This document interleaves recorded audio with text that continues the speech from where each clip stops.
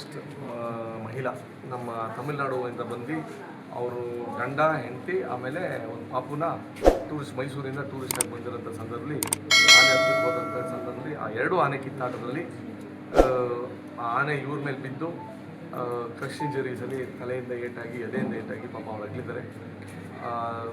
ಈಗ ಸೈರಸ್ ಹಾಸ್ಪಿಟಲ್ ಇಮಿಡಿಯೇಟಾಗಿ ನಮ್ಮ ರಾಫ್ಟಿಂಗ್ ಹುಡುಗರು ಪ್ಲಸ್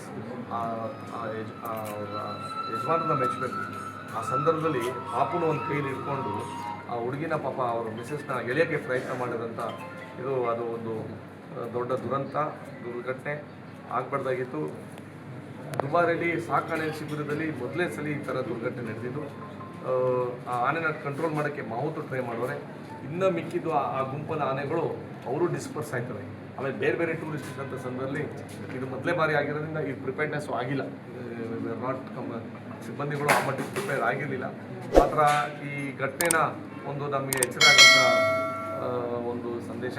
ಬಟ್ ಜೀವ ಕಳ್ಕೊಂಡು ಎಚ್ಚರಿಕೆ ಆಗೋಂಥದ್ದು ಒಳ್ಳೆಯದಲ್ಲ.